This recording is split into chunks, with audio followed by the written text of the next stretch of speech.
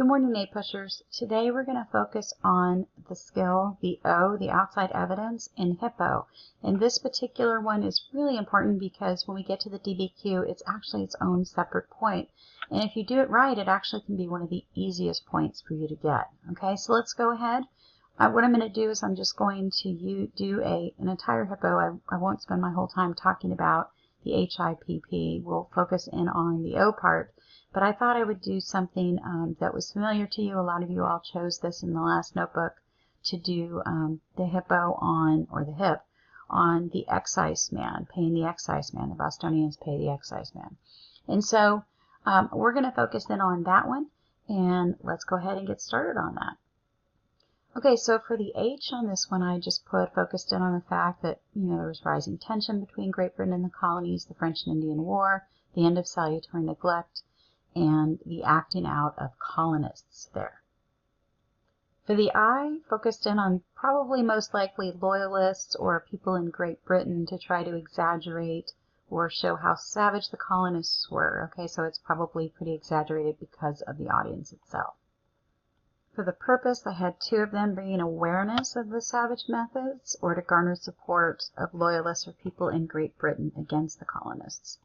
And the point of view, obviously, is that this comes from probably either a loyalist or a British mainland person who definitely feels like they were in the wrong. So now let's move on to the outside evidence portion of this, okay? So there's a reason why I went ahead and did this part, because it relates to what you can put and what you can use in outside evidence. So outside evidence itself is just basically what other historical events from the document's time period, and that's key, right? Because you cannot do any outside evidence that's not within the time period, that helps explain its creation or ideas that motivated it. Okay, so what other event that's not explicitly inside this document can help further explain and help us understand the message of the document itself? Okay, and notice there's sentence starters here. A connection to the document at the time was ... So important things for the O's, it cannot be in the document at all. Okay, so you cannot use it. That's why it's called outside evidence. When you get to a DBQ, it can't be in any of the 7 documents.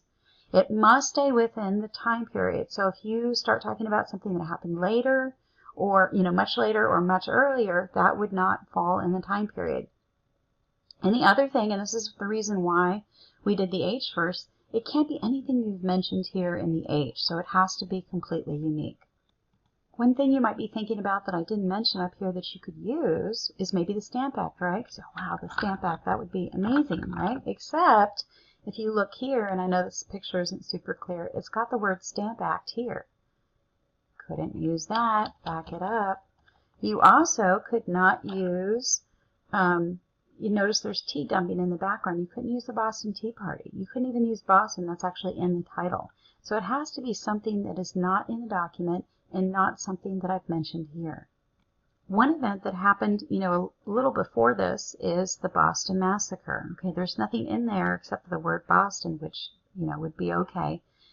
So you could use the Boston Massacre as outside evidence, since that's not depicted at all in here. Okay, and here's how I would have connected it. The Boston Massacre event that happened with tensions had risen before this event because of the increased presence of soldiers in Boston. This shows tensions had already been on the rise in Boston for some time. So that adds some understanding, maybe a deeper understanding of this image itself. Okay, so let's think about some other ones. Another one to maybe think about is the way that the British reacted to events like this, especially with the Boston Tea Party, and of course that would have been the intolerable or coercive acts. Okay, and so here's another one, or how I expanded on the intolerable or coercive acts. The British did respond to the Boston Tea Party by imposing tighter controls over the colonies through the coercive acts. This shows the British government was aware and did respond to the actions of the colonists, okay? So that adds, again, a little bit of a deeper understanding of it. Let's do one more. Okay, and the last one I did was just the presence of loyalists. As long as I didn't mention it in historical context, which I might have if I had actually written this, but since I didn't, I could add it here. Presence of loyalists. At the time, most of the colonists were loyalists. We're not yet ready to separate from Great Britain. Even the Patriots issued the Olive Branch petition to try to fix the relations with Britain. So, even the olive branch petition could have been its own separate O.